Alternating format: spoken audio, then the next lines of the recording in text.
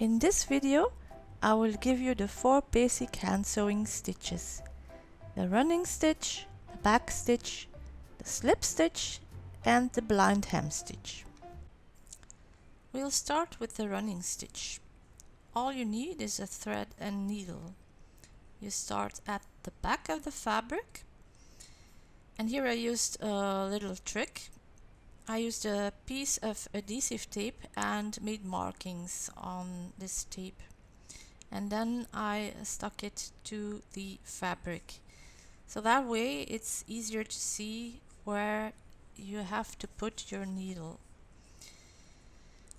So what you want to do is put your needle from the back to the front and then put it in from the front to the back at the next marking. Then when you're more acquainted with it, you can take several stitches at the time, so that things can go faster. When you come to the end, you go to the back of the fabric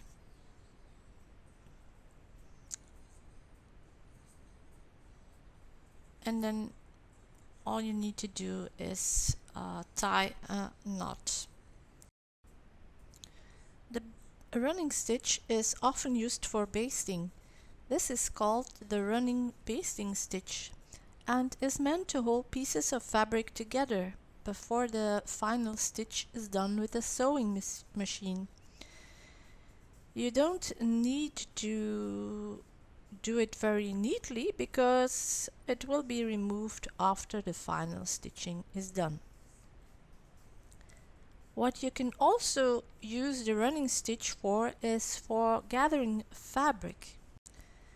When you make 2 rows of base stitches and then you pull the threads, then you have ruffles.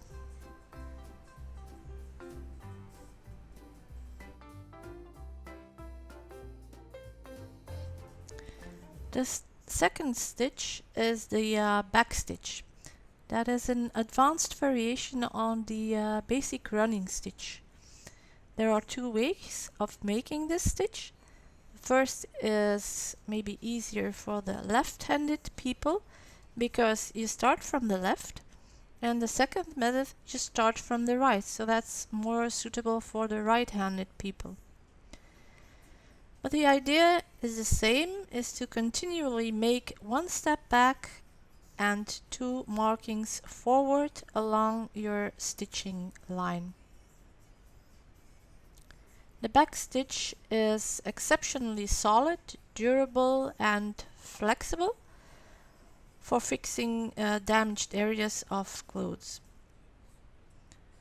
A back stitch is perfect for reattaching zippers where the crease has come unraveled, for repairing those places where the fabric seam is undone. It can serve as a strong seam, similar to the straight running stitch of a sewing machine, and it can also serve as a decorative top stitch.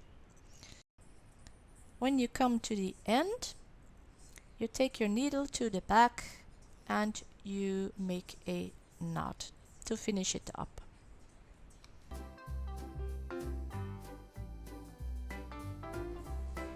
The third stitch is the slip stitch.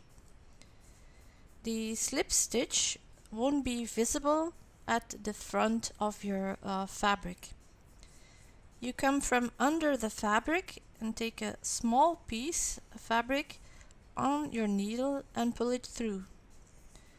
To go into the fold and come out a bit further. Then take again a bit of fabric and sew on.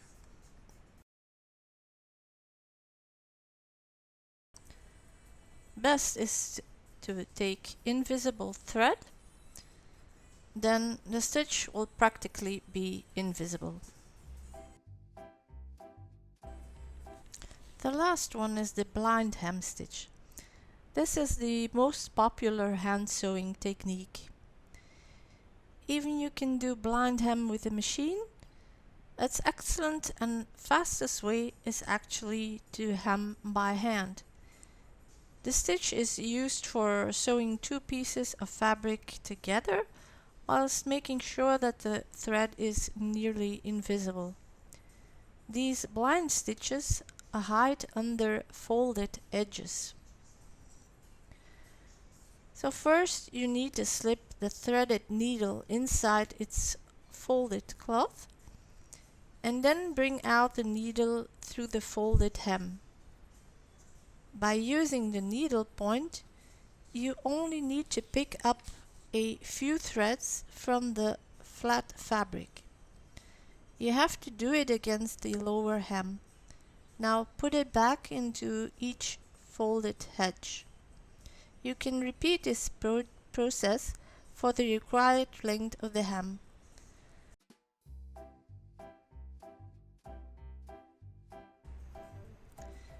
You finish your sewing by making a loophole and taking your thread and needle twice through this loophole to secure your thread.